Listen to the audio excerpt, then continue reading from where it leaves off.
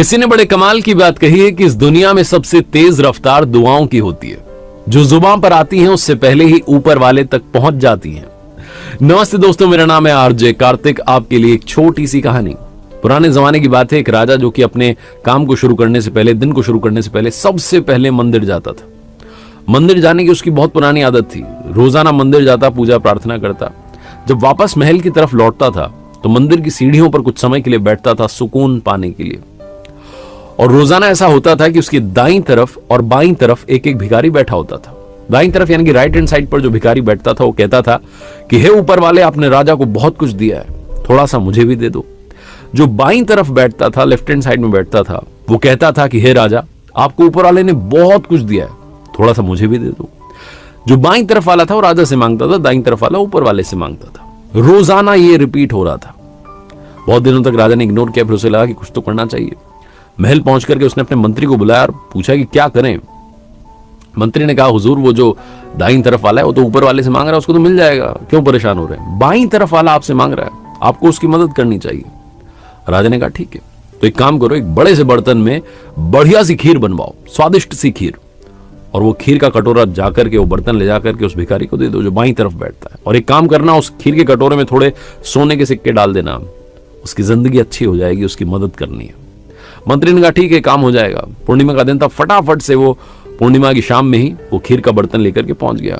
बाईं तरफ भिखारी बैठा हुआ था, उसको ले जाकर के दे दिया कि राजा साहब ने आपके लिए भिजवाया है, आज पूर्णिमा पर आपकी मदद की है। वो जो बाईं तरफ वाला भिखारी था खुश हो गया, और सामने जो दाईं तरफ वाला भिखारी था उसको चिढ़ाने लगा, बोलने लगा, देख, तू कहता है ना ऊपर वाला मदद करेगा, देख, मैंने राजा से मांगा और राजा ने मुझे दिया। बड़ा बर्तन था, वो कितनी खीर पीता। थोड़ी उसने खीर पी, पेट भर गया, बच गई खीर। उसे लगा कि ये बर्तन जो है, क्या करूंगा इस खीर का, कहां ले जाऊंगा। तो उसने कहा, इसकी मदद करते। तो बाईं तरफ वाले ने सामने वाले की मदद की, दाईं तरफ वाले की, और बोला कि सुनो, ऊपर वाला तो आया नहीं मदद करने, मेरी तरफ से खीर पियो, मजे करो।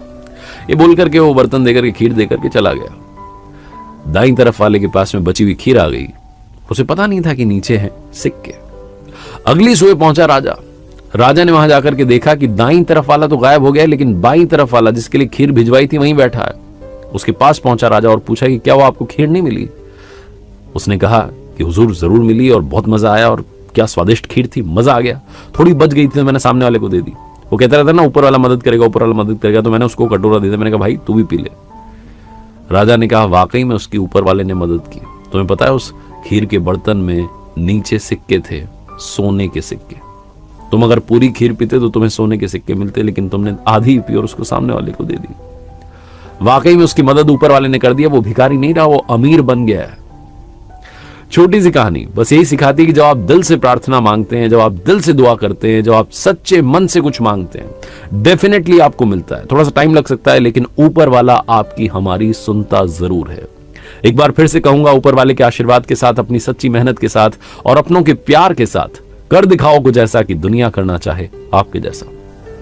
किसी ने बड़े कमाल की बात कही है कि सुंदर चेहरा पल दो पल के लिए याद रहता है, लेकिन सुंदर व्यवहार जीवन भर के लिए याद रहता है। नमस्ते दोस्तों, मेरा नाम है आरजे कार्तिक। आपके लिए एक छोटी सी कहानी। एक बार एक प्रवचन दे रहे थे महात्मा जी, और प्रवचन में भारी भीड़ थी। उस भीड़ में से एक युवक को उन्होंने खड़ा किया और पूछा कि मैं आपसे 2 सवाल करूंगा, आप सच सच जवाब दीजिएगा। उसने कहा, जी महात्मा जी, जी महाराज जी। महात्मा जी ने उससे पहला सवाल किया कि मान लीजिए आप बाजार में जा रहे हैं और आपको एक सुंदर लड़की दिखती है, तो क्या आप उसे देखेंगे? आप उसे पलट के देखना पसंद करेंगे? उस व्यक्ति ने कहा कि अगर मेरी बीवी साथ नहीं होगी तो हां, जरूर देखूंगा। पब्लिक हंसने लगी। उन महात्मा जी ने कहा कि वो चेहरा आपको कब तक याद रहेगा? वो जो व्यक्ति था, वो जो लड़का था, उसने कहा कि जब तक कोई उससे सुंदर नहीं दिख जाता। पब्लिक फिर से हंसने लगी। फिर उसने कहा कि मतलब 1-2 दिन याद रहेगा, फिर भूल जाऊंगा। जो महात्मा जी थे उन्होंने कहा कि अब मैं आपसे दूसरा सवाल करता हूं, दूसरी आपको परिस्थिति बताता हूं, दूसरी सिचुएशन आपको देता हूं।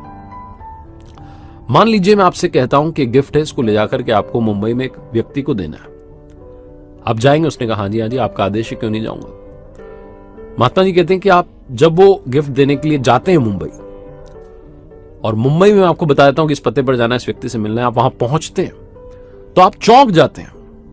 वो ऐसा साधारण व्यक्ति नहीं, वो अरबपति आदमी है। उसका बंगला देखते हैं, उसकी शानो शौकत देखते हैं, गाड़ियां ही गाड़ियां, महंगी महंगी, गार्ड्स ही गार्ड्स लगे हुए हैं। आप बताते हैं गार्ड्स को कि मुझे एक तोहफा देकर के महात्मा जी ने भेजा है। गार्ड्स अंदर कॉल करते हैं। वही सज्जन जिनका वो मकान है वो खुद दरवाजे पर आते हैं आपको लेने के लिए, आपसे तोहफा लेते हैं, फिर आपसे कहते हैं कि आइए। आप मना कर देते हैं कि नहीं मुझे तो जाना है। वो कहते हैं नहीं, रुकिए रुकिए रुकिए, आपको अंदर आना पड़ेगा। आपका स्वागत सत्कार किया जाता है, आपको अंदर लेकर के जाते हैं। आपके 10 बार मना करने पर भी आपके लिए लंच लगाया जाता है, गर्मा गर्म भोजन आपको परोसा जाता है। आपके साथ बैठ करके वो डाइनिंग टेबल पर लंच करते हैं, आपसे यहां की वहां की आपके बारे में बात करते हैं। आपको ऐसा लगता ही नहीं है कि आप उनसे पहली बार मिले, आपको ऐसा लगता है कि ना जाने कितने सालों से इनको जानता हूं। और उसके बाद में वो खुद आपको दरवाजे तक छोड़ने के लिए आते हैं और आपसे पूछते हैं कि आप कैसे आए थे। तो आप कहते हैं कि बस से आया था, ट्रेन से आया था। वो अपने ड्राइवर से कहते हैं कि इन्हें इनके घर तक सुरक्षित पहुंचा करके आओ। महंगी कार में आप बैठते हैं, आपको आपके घर तक पहुंचाया जाता है। जैसे ही आप घर पहुंचते हैं आपके पास में कॉल आता है उन्हीं अमीर व्यक्ति का। वो आपसे पूछते हैं कि आप पहुंच गए आराम से।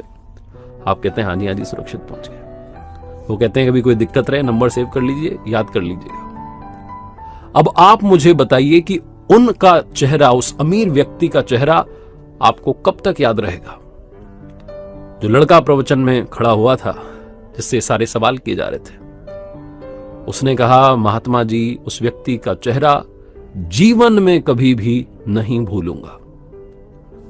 वो महात्मा जी ने प्रवचन में जो भीड़ थी, जो सभा में लोग थे, उनसे कहा कि समझ गए, सुंदर चेहरा पल दो पल के लिए याद रहता है, लेकिन सुंदर व्यवहार जिंदगी भर के लिए याद रहता है। जिसने सुंदर व्यवहार कर लिया उसका चेहरा आप कभी भूल ही नहीं सकते। छोटी सी कहानी है, लेकिन जो बताना चाह रही है वो ये बताना चाह रही है, हम सब इस चेहरे को चमकाने के लिए न जाने कितना खर्चा करते हैं, न जाने कितनी क्रीम, पता नहीं क्या क्या, लेकिन जो व्यवहार है, जो मन है, उसको चमकाने के लिए कुछ नहीं करते। जिस दिन आपने अपने व्यवहार में चेंज लाना शुरू किया, जिस दिन आपने अपने मन को चमकाना शुरू किया, उसे सुंदर बनाना शुरू किया, अपने व्यवहार को सुंदर बनाना शुरू किया, उस दिन सारा कमाल होने लगेगा। आपका भी व्यवहार लोगों के दिल में घर कर जाएगा, आपका चेहरा वो कभी भूल नहीं पाएंगे। मुस्कान बांटते चलिए, जीवन का सिर्फ यही और यही एकमात्र पर्पस है। एक बार फिर से आपसे कहूंगा जो हमेशा कहता हूं, कर दिखाओ कुछ ऐसा कि दुनिया करना चाहे आपके